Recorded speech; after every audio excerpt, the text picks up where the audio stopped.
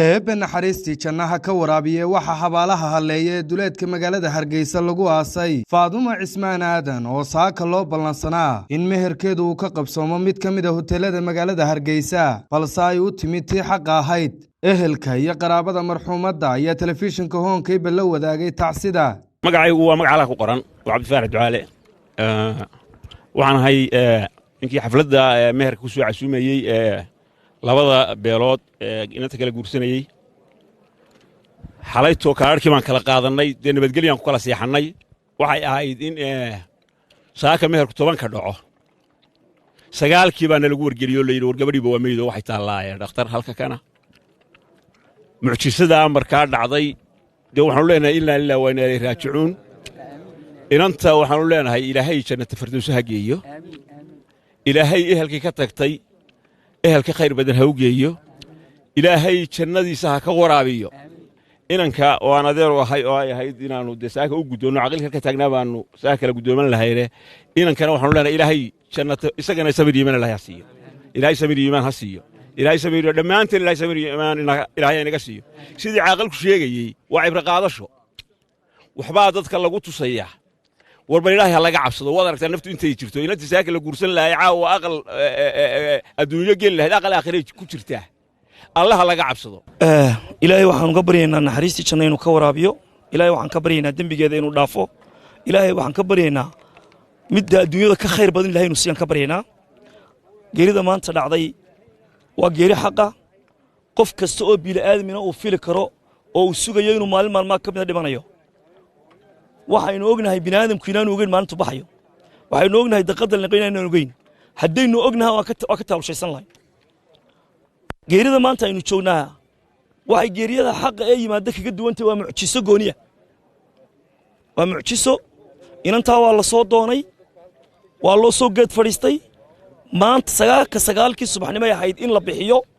oo gurigii ay ku hamiyeysay muddada dheer ay tagto oo arsaaqadiyo ubad labadaba ilaahay ku siiyo ta ilaahayna meel bay taal qadarkuna wuu qornaa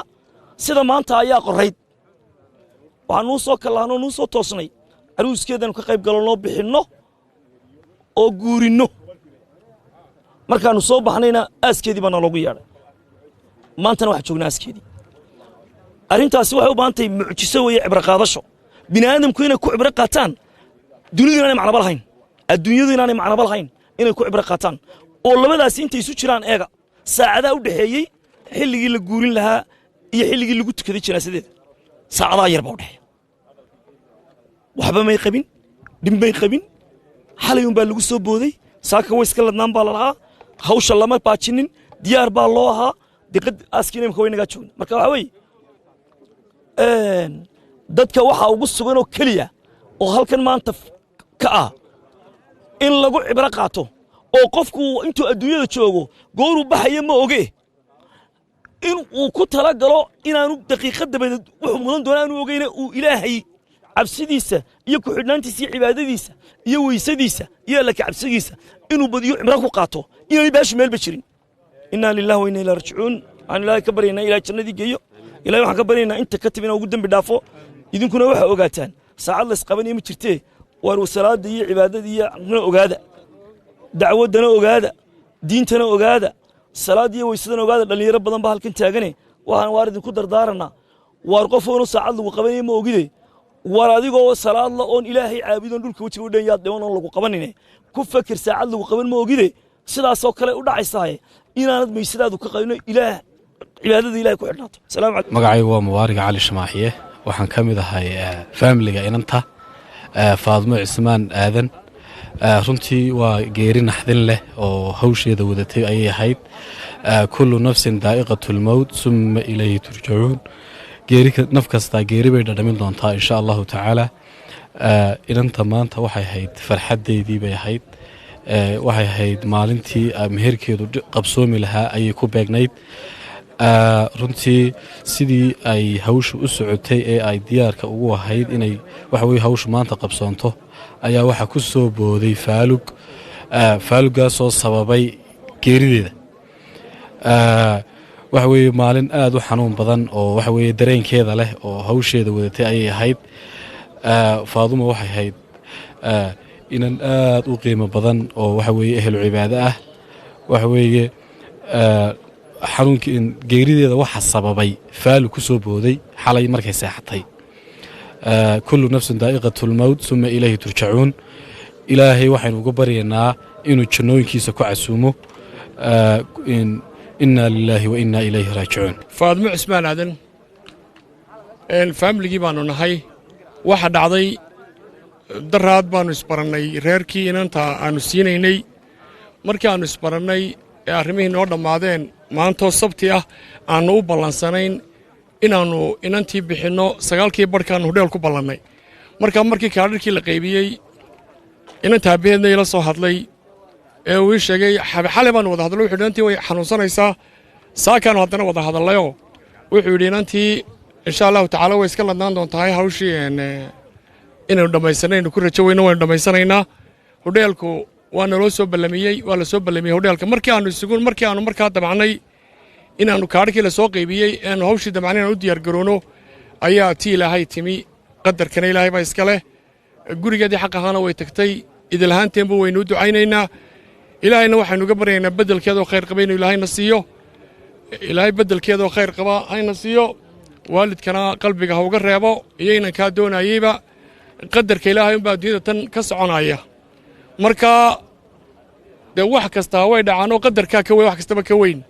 ilaahayna waxaynu ka baryaynaa idilahaanteenba iyo intii dhimatay iyo intii naga horraysay iyo faadmana inuu ilaahay u naxariisto ilaahayna qalbiga waalidkeed uga reebo beddelkeedoo khayr qabana siiyo inankii ay isdoonayeen ismehersadaanna isagana khayr baanu rajaynayaa qadar baa ka adeegay khayrna waanu rajaynaa insha allahu tacaala ilaahay naxariistii janno ha ka waraabiyo waxaynu joognaa aaskii marxuumad faadmo cismaan oo saaka ku geeriyootay magaalada hargeysa 2 habeen ka hor ayaan maqlay in guurkeedu dhacayo oo uu guursanay inaanu saaxiib nahay oo la yidhaahdo khaalid xalayna waa laygu soo celiyey telefoonka saaka 8 barhkii anigoo diyaargaroobay oo isla xaggii tag huleelka ayuumaan facebooka tacsii ka arkay kadibna waxaan gashay khaalid iyo huleelka uu ka dhacayey meherku geeri naxdin la weeye waxay muujinaysaa sida bini'aadamkuna qorshe u leeyahay qorshihii ilaahayna meel ugu yaallo inaynu ku cibro qaadanno oo aynu aakhiro diyaargarowno ayaynu ku baraarujinaysaa ilaahay qoyskeedii iyo cid kastoo jeclayd cid kastoo ay jeclaydba samiir iyo iimaan ha ka siiyo geeridii faadumo cismaan aadan oo aan ka eegayey maanta xalayto lay diyaargareeyey inaan lagu keenayo kaadhkii geerideediina ay saacad 4 saacadood dabadood lay soo sheegay waxaanu halkan uga soo ducaynaynaa samir iyo iimaan ilaahay ka siiyo waalidkeedii cismaan aadan iyo hooyadeed iyo dhammaantood ehelyaddii iyo inankii maanta aanu doonaynay maanta in meherku ka dhaco isigana samir iyo iimaan dhammaanteenba ilaahay ka siiyo isiga ayadana jannadii firdowsa ilaahay geeyo godkeedii bay tagtay wada mahuraan baynu nahay samir iyo iimaan dhammaanteen samir iyo iimaan waalidiinteedii dadkeedii iyo ehelkeedii iyo dhammaantood aabbaheed iyo hooyadeed iyo ehelkeediibana ilaahay samir iyo iimaan ka siiyo ilaahu wa innaa ilayhi raajicuun inna lillahi wa innaa ilayhi raajicuun goobtan aynu joognaa waxa weeye geeridii aaskii faadumo cismaan aadan dheeg ilaahay samir iyo iimaan haynaga siiya dhammaanteen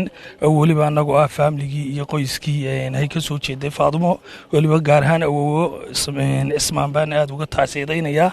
gaar ahaan waxaan uga sii taasiyadaynayaa reerkii nagula xididayay iyagana dhammaantood iyo reer somalilanba dhammaantiin sidaa wada maqlaysaan dee waxaa maanta diyaar ahayd meherkii inuu dhaco hase ahaatee qadar ayaa ka adeegay waxaanu leenahay ilaahay qabriga ha nuuro dhammaantiinna samir iyo iimaan haynaga maxamed suldaan telefishinka hon cable hargeysa